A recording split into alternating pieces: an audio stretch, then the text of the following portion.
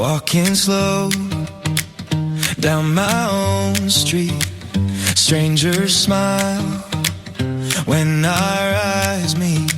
Doesn't matter at all. Welcome to the Kindness Matters podcast, a show that celebrates the powerful truth that kindness can change the world. Every week I aim to shine a light on people and organizations making a positive difference in their communities, proving that compassion, empathy, and connection still thrive, even in challenging times. This podcast is about more than good stories, though. It's about real impact. Through heartfelt conversations, inspiring acts, and everyday examples of humanity, the Kindness Matters podcast invites listeners to rediscover the power of kindness as a force for healing, growth, and genuine connection. If the message of this show resonates with you, please share it with your friends and family. Each share helps spread the light a little further, because when it comes to kindness, the ripple effect is limitless. Voice of the crowd. I see neighbors helping. Hey, hello, and welcome everybody to the Kindness Matters podcast. I am your host, Mike Rathbun. I am so incredibly grateful that you are choosing to spend 30 minutes with me and my guest today. That you made the conscious decision to listen to this podcast. It makes me feel good, and I appreciate it, and I am grateful for it. Remember that if you like the show, go ahead and leave a review somewhere, and or subscribe on our YouTube page. It again still be appreciated. But I have just a fantastic show for you guys today. My guest today is Matthew Reynolds. He's a seasoned leadership coach and an organizational consultant dedicated to empowering individuals and teams to achieve meaningful results. With a robust background that includes founding MRR Consulting. I'm going to have to ask you about that one in a second. Mark leverages his expertise in strategic planning, executive coaching, and workshop facilitation to help leaders navigate change and drive positive impact. Mark's passion for growth, collaboration, and service shines through in all he does, making him an ideal guest for the Kindness Matters podcast. Welcome to the show, Matthew. So is that Mr. R Consulting or is it MRR Consulting? It's MRR. It could go either way. It's Matthew Ray Reynolds. And so actually me and the team have been talking lately and we wanted to truncate it to MRC. So just MRC, Matthew Reynolds Consulting. But then we thought, it'll just be one of those things where there's some initials. People won't really know what they are. It'll just be our name. Yeah, right? Yes. So talk to me now. Part of your consulting program. What all? I mean, that intro didn't really explain it very well. What does Mr. R Consulting do? What do you consult on? What do you do? Well, if we get down to the brass tacks of it, I spent about 15 years in the classroom with my work while I was getting my master's in teaching. And that time, I really started to realize that there was a sense of humanity that was missing. There's a lot of metrics, a lot of numbers, your attendance, your engagement, your scores on tests, et cetera, et cetera. And the more and more I heard people talking about it, the more and more, in my judgment, it seemed that they weren't seeing the human being behind those metrics and behind those numbers. And so then I really started looking at that in other aspects of my life and in other aspects of my world. I'm a multimedia performance artist, so I've spent a lot of time on stage. I'm a dancer as well. And so I've done a lot of work in theaters. I've also marched drum corps. And so when I look at these ways of presenting story and putting story out there through music, through dance and movement, through language and what was spoken. It really seemed to be missing from the structure of the school. And that's not to, I'm not, let's see, I'm not poo-pooing anyone with that statement. I think it's just something that as time has passed, more and more education has become something that just kind of fits into regurgitating people who are going, you're going to go to college and you're going to follow this track and you're going to be good at these things, and that's going to make America a better place, and it's going to make us stronger, and it's going to make us a world leader, and help us stay in the economy of the global economy, et cetera, and those kinds of things. But it's like, I think we can do that more through, as your title says, kindness matters. I think we can do that more through kindness and loving support and being humanity led. So that's kind of for me, that's kind of the base root before I started putting things together. Okay. And now you, at some point, as you founded your consulting group, you created a set of workshops, and they're called Craft Your Equity Lens. Can you talk about that? What led you to that particular set of workshops? Yeah, that's called it's called crafting. So it's actionable. So it's about making sure that we are actually putting things into motion. It's not the one and done, right? It's the idea that this is going to be something that we're always going to be working on and working towards. And if we go from the mindset of having a growth mindset instead of a fixed mindset, I feel that we as human beings, we have so much more that we can expand into than what the current dominant culture says that we are, right? That whole thing that I was saying about, well, here's your career path because you're good at these things. But it's like, in my heart, that's not what I'm drawn towards. I'm drawn towards doing these other things. And that's going to give back to humanity more. And so how do we shift that consciousness from an extractive and consuming one to one where we're actually giving to others, like I said, lovingly supporting one another? Like, what does that look like to actually be lovingly supported? And I started looking at some of the other countries that are leading in education, not just in test scores, but how people are in the world, how they're treating each other, treating themselves.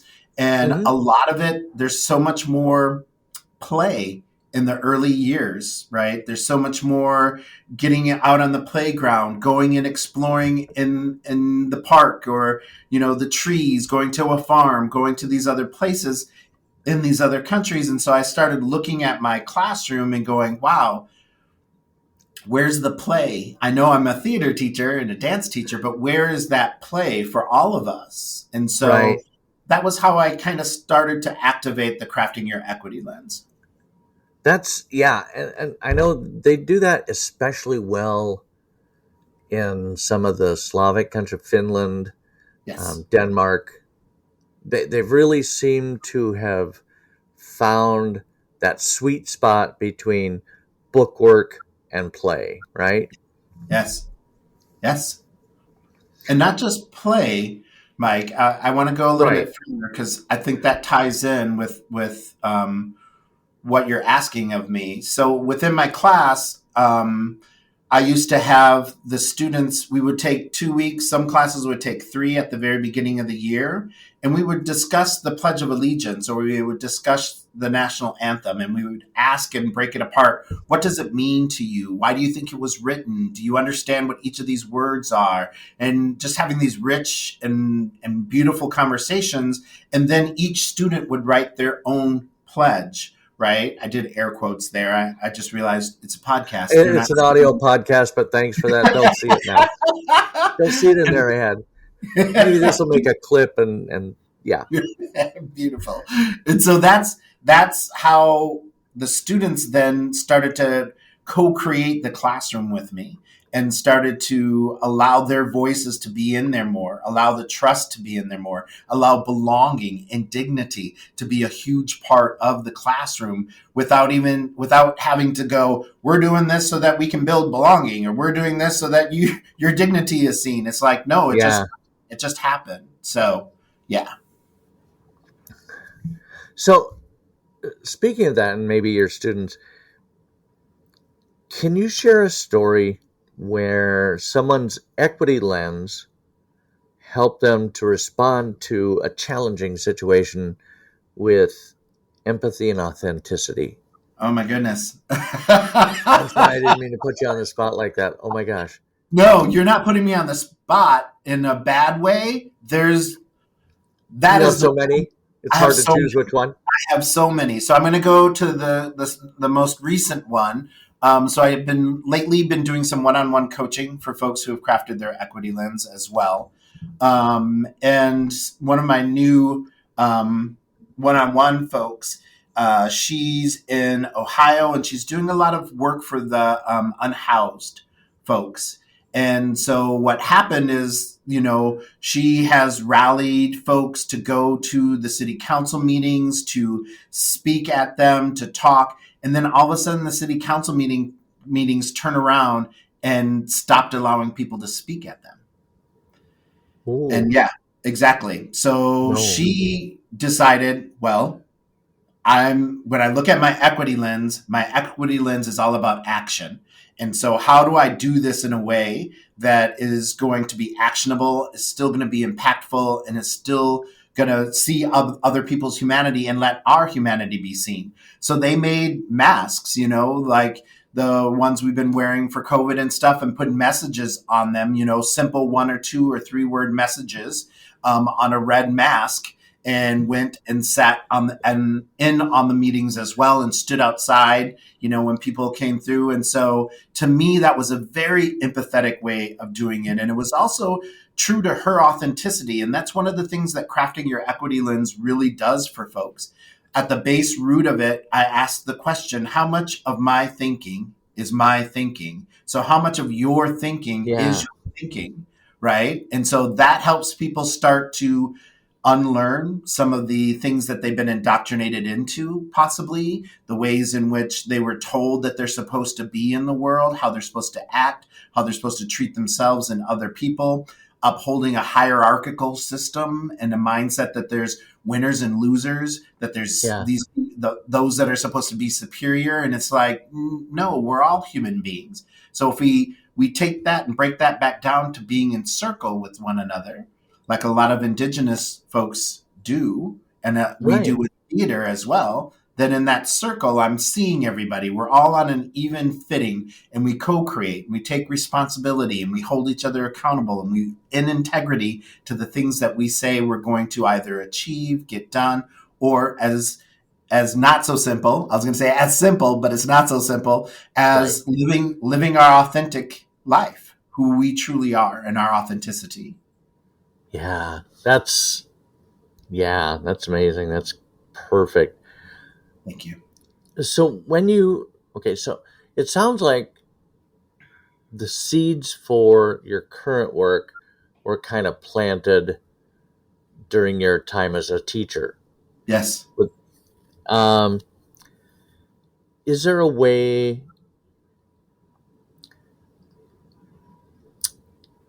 So, did you introduce the building belonging theory to your kids I think you said you did? Yes. Yes. You, So you started with them. Yeah, go ahead.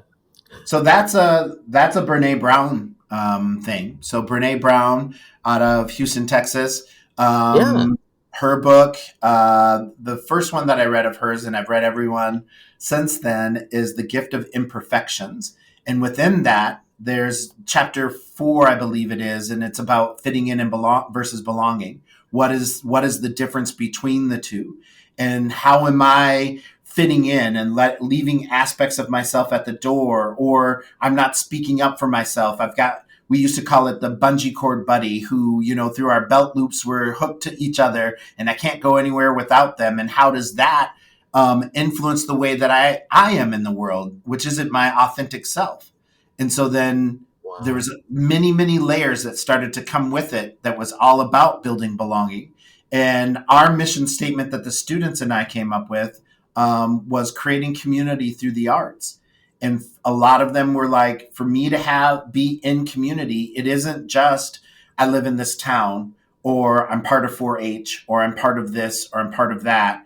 My sense of community means that I belong here and that I don't have to leave aspects of me when I walk in to anywhere, the grocery store, my church or my synagogue or my mosque or any of those kinds of things.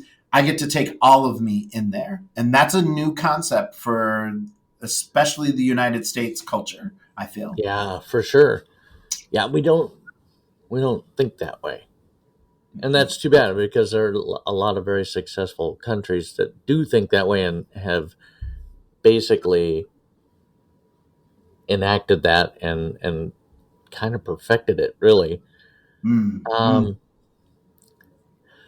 so when we talk about a personal equity lens, what kind of impact can that have on someone's day? What does that look like on a daily basis or inside their community? Another great question. So the Crafting Your Equity Lens workshop has a front loading email that I send about, we try to get 3 weeks out because it's about, depending on a person, it's got 12 self-paced modules. So there's podcasts, there's articles, there's a glossary of terms, there's excerpts from books, et cetera, to get people going about what they are about to step into, what we're all about to step into as a cohort, right? Hmm. And then the first day is introspection. The second day is a deeper connection through self-reflection. And then the third day is crafting your equity lens and accountability. And they build on each other. So in education, it's called scaffolding. If I want a 10-page paper in 6 to 8 weeks from my student, then I got to build we're going to go to the library. I'm going to show them how to use the tools in the library, the various things, how to make note cards, how to take notes from these various places, how to annotate that, et cetera, et cetera, et cetera, right? So when MRC is asking folks to start to unlearn and start to like really look in the mirror and ask how much of my thinking is my thinking, it can bring on a lot of discomfort, right? And we're not here to re-traumatize people. We're not here to shame people or guilt people. We're not about any of that. And it's important for people to know that when we learn, we unlearn. And that unlearn sometimes brings on discomfort. And that discomfort sometimes brings up resistance. So it's about getting curious about that resistance, right? For Okay. the individual, right? To be able to go, oh, I want to be curious about this. How much of my thinking is my thinking? Is this resistance coming from the authentic me? Or is it coming from that indoctrination or the thing that I was told or that bungee cord buddy from way back in high school or that situation that occurred? So it starts unearthing a lot of these things. But then at the end, we tell people at the end of the third day that this is the actual beginning. And we put them into an accountability pod, depending on how large the group is. And then we give them a Okay. 90-day challenge. And if we're working with organizations, we come back in at the end of that 90 days. Then we've got programs that'll take you up through 2 to 5 years where we're working on your team leads, and those team leads become culture creators. And so it's really important for people to understand that your equity lens is something that is read at the start of every day, at least one time a day, if not multiple times throughout the day. So it's in your journal, it's a picture of it on your phone, and it's going to mutate. It's going to change and shift as you grow and learn. And so that's important as well. I'm currently on my 40th equity lens. Your 40th what? Sorry. My my 40th equity lens. Oh, wow. So it just keeps evolving Yes, most as you do. definitely. Yes. Yep. Okay. And that feeds that growth mindset. Oh, sure. Absolutely. It makes sense. Yes. Um, so when and we've talked about it a little bit here, but I'm not really sure I understand the the definition of the phrase, how much of your thinking is your thinking? So that basically that's you're saying, is this your true authentic self saying that to yourself, or is this what you've been told you should say to yourself? Is that Okay. what, kind of in a nutshell? No? Beautiful. Not just even what we say, how we respond, how we react, our nervous system, our vagus nervous system, our anxiety, our stressors, our cortisol levels, Oh, wow. the way in which we date or don't date, or what church or things that we choose to go to or don't choose to go to, and a lot of this is in my book, Biggest, Fullest, Brightest: Shifting the Consciousness of Humanity. But my father was second generation out of slavery, and he was from Montgomery, Alabama. My mother was from Central Illinois. She was farm stock there. She was Irish, German, and Swedish, and Oh, some other things in the Isles, kind of thing. And so my parents met 10 years before the Loving versus Virginia oh, Supreme Court decision was made. So it was yeah. really dangerous for them to be together, and that's how we ended up in Minnesota. My mother got kicked out of her family for dating my father. We went up there. Us older four were born in Minneapolis. The next two below me were born in Cambridge. We lived out in the country, but it was rough. It was really rough. I was called the N word almost every single day of school. I got into fights all the way through 8th grade, almost every single day at school. There was all kinds of things. And see, that right there, that starts to especially the younger cognitive brain starts Sure. thinking of itself in a particular way. So I started getting indoctrinated into not being worthy, not feeling that I was worth anything. I took being humble to a negative place, right? And so Yeah. that's what I'm saying. How much of my thinking is my thinking? This happened, right? And I've been blessed with and fortunate with a whole bunch of talk therapists and been able to work my way through things. And that's part of this journey for me as well. But that's kind of the depth that we're going to for some folks here, is that when we ask that question, how much of my thinking is my thinking? How much, when I, example, if I used to talk to myself in a negative way all the time. Oh, that was really stupid. How could you be so dumb? How could you Yeah. like do that? But it's like, wait a second. That's not my voice. I don't want to say that about me. I don't say that about any of my friends that I love dearly. Why am I saying that about me? I want Yeah. to love me just as much as I love my friends, right? And so Yeah. that's when it started. I started pushing on those things and started really looking at that. And when I got into my classrooms the first couple of years and started seeing students doing similar things to what I did, that's when it really clicked in. And I was like, how do we disrupt and divest from that? What does that look like?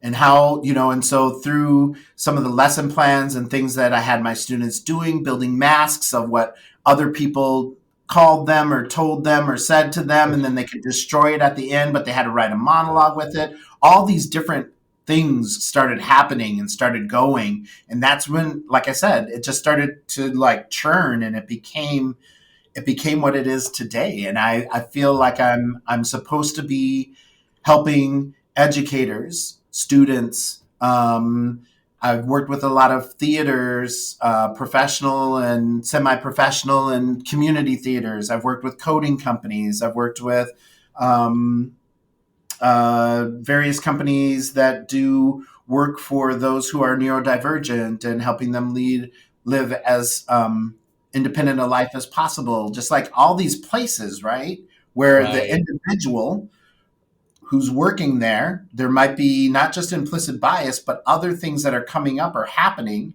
with them that keep them from actually helping others to live their authentic life as well. Wow. That's incredible. Thank you. So here's a question for you. Ask. How do you encourage people to connect their personal growth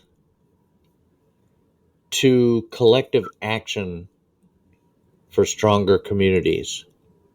Yes, there's a group called Eager. European Americans growing, engaging, and reconditioning. Eager. Again, European Americans growing, engaging, and reconditioning. And they have folks throughout the country.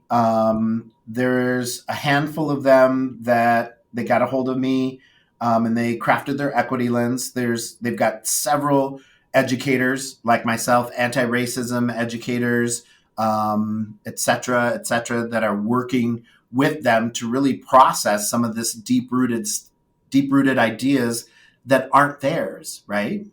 And so, how do we begin to create uh, uh, a society and a community? And I think the biggest one is that co-creation. A lot of Yeah. us, we get told what our status quo box is supposed to be because of where we grew up, how old we are, what gender we identify with, what church or synagogue or mosque or whatever, or none of those things that we go to. We've got all these identifiers that are telling us how I should be thinking and how I should move through the world. And we very rarely take the time to really just sit and ask ourselves, hey, what do you want to do? What do you really want to do? How do you want to Yeah. be treated? How do you want to treat other people? Do you really want to blow up in traffic and yell and scream at somebody else who's not even in your car and really didn't do anything? Or do you really want to act violently in this way? I mean, I think at the base root, we as human beings, that kindness is a huge part of it. And it's not just like toxic kindness where I'm being kind because excuse me, because I'm supposed to. It's like, no, I think it's in us to desire to feel that human connection that we have with each other and to Yeah, I totally agree. that. Yes, thank you. Um, and yeah, you're absolutely right. I think mm, so many of us as human beings are. I think we're hardwired to be kind, or to have. I don't know, maybe not, but because you see a lot of people out in the world today who are absolutely not kind, and you could offer them money and they still wouldn't be kind. And I don't. I often wonder myself, is that, were they kind as kids and then somehow just kind of got off on the wrong track? Mm, mm. Did something happen to them that they said, kindness never got me anywhere, I'm not going to be kind anymore? I don't know. I don't know. Well, Um, let's quickly look at the Oxford definition of kindness, right? Which is okay. the quality of being friendly, generous, and considerate. The quality of being friendly, generous, and considerate. If we live in a society that is telling us constantly that we have to be number one, that we've got to beat other people out, we have to have that rugged individualism, especially as a male, that I'm the provider for the family, that I'm supposed to have a family, and all these things, none of that invites those things in. None of No, it invites kindness in. And that's what our culture has become. And that's what keeps feeding our culture. There isn't anything within it that says friendly, generous, and considerate. no, you're right. You're right. Uh, I can't speak to other countries, but I know in this country, that the whole Marlboro man image, right? That started with Barry Goldwater or Right? Reagan, one of the two. Take Yep. your pick. But yeah, that really drives a lot of, and politically, but also um, socially, right? Right. Right. Right. Um, yeah. Okay, here's one for you.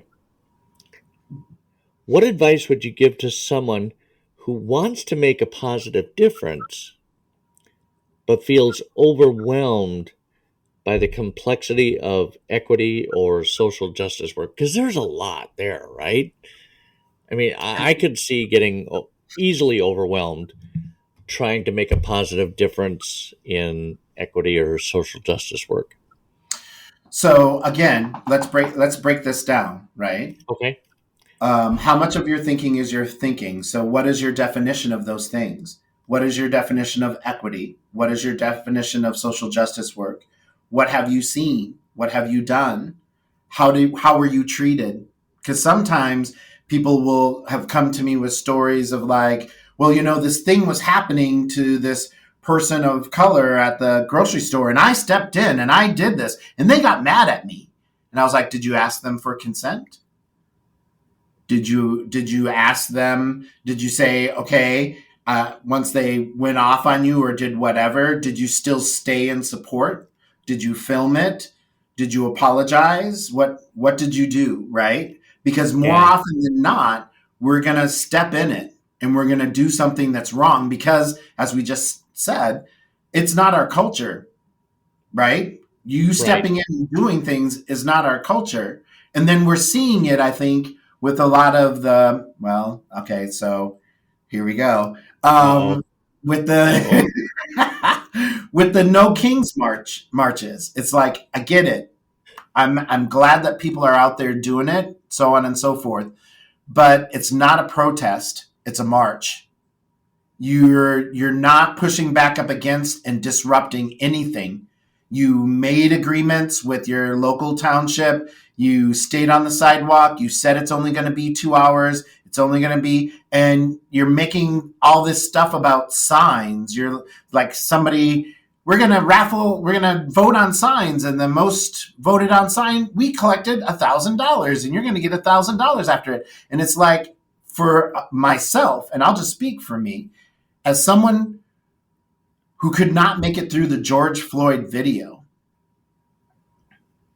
who sobbed so much and all of that you're out there making these signs and getting $1,000 because you have the best quipped sign. And don't get me wrong, do what you need to do, but know that this will bring you discomfort. It's part of it. We have been bamboozled into believing that we have a right to comfort and that everything is going to be comfortable all the time. Our ancestors, no matter whatever your background is, when you trace it back, we have had to persevere for many different reasons in our existence as a human being to be able to still be here, to be 8 billion of us on this planet. So why now does everything have to be so easy? Why does it have to be something that it's like, oh, I need somebody to recognize that I'm the good guy, that I've done something good. And it's like, it's not always going to be that because we don't know somebody else's story. You don't know that I'm actually pissed off about the No Kings thing until I said it just now on your podcast. And so it's like it's those kinds of things that allow us to be human, knowing I can give myself grace, I can give others grace, I can allow people to be a human being and not cancel them, but give them an opportunity. I don't need to invite them over to my house for dinner, but I feel I need to see their humanity. Even if they're treating me as if I'm not, I'm still going to see their humanity and I'm going to go the other way. Or I'm going to yell a little louder. Or I'm going to, write my letters or do my calls, or I'm going to go stand in the middle of the street. I'm going to chain myself to something. I'm going to lay over some tracks or whatever it might be, but I need to disrupt it. It needs to be disrupted and divested from. There's a difference than standing and saying, I don't agree with this. Great. What did you disrupt? Nothing? You didn't disrupt anything? So it's just going to keep happening, right? Yeah, it's just going to keep happening. Disrupt and divest. Even if that's just you as an individual, I'm going to disrupt the way I'm thinking about this person right now. And I'm going to divest from that way of thinking that is biased or hurtful and harmful, that takes away, that's dehumanizing. I'm going to divest from that. And then I'm going to take some time and get curious. I'm not going to beat myself up, but I'm going to get curious. Why did I think that? Why was that the first thought that came into my mind in that situation? And is that the way that I want to think? How much of my thinking is my thinking? It's amazing to me how much of everything goes back to that phrase. How much of my thinking is my thinking? Yes, Okay, one last question, if I may. please. What's one small step that our listeners could take today to begin crafting their own equity lens or promoting belonging in their circles? Go to my website, mrrconsulting.org. There will Um, be a link in the show notes, and sign and up quite for my possibly a test. sign up for my gentle reminders, which come out every Monday. And then I've got a Patreon page as well that has folks who haven't crafted their equity lens and others who have. Eager is a great organization as well. The fact of the matter is I put together a process that helps people dig deep and go through some things. I'm not doing stuff for shock value, but a lot of people use equity lens, right?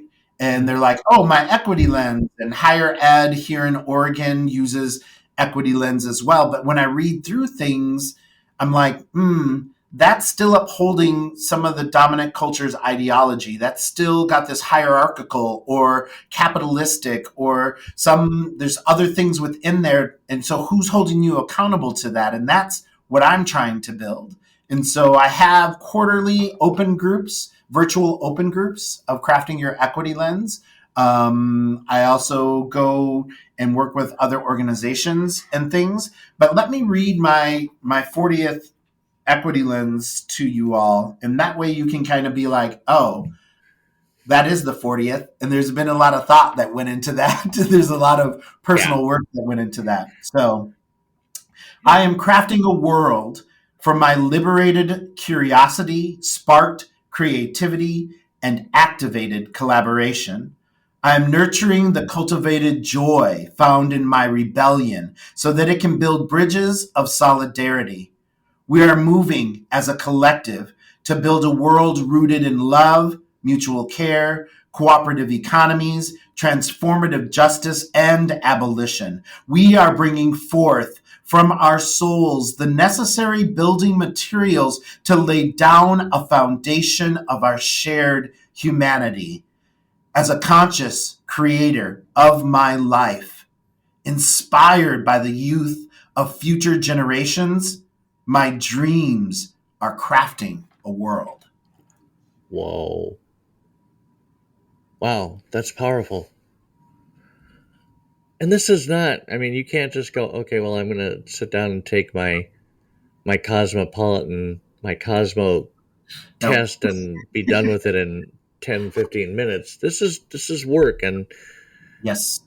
And I think it's probably not a horrible thing for all of us to get in there and do some of that work. Agreed. Thank you, Mike, for sharing that. I appreciate so much your time today, Matthew, for coming on, for what you do. And thank you, my friend. I wish you the best of luck going forward. All of your links, I'll get the book again when we get off here, but I'll add a link to the book as well. And that one's, please don't use Amazon. There's a link in the store on my website. Love that. Thank you so much for your time today, Matthew. Take care, and we will talk soon.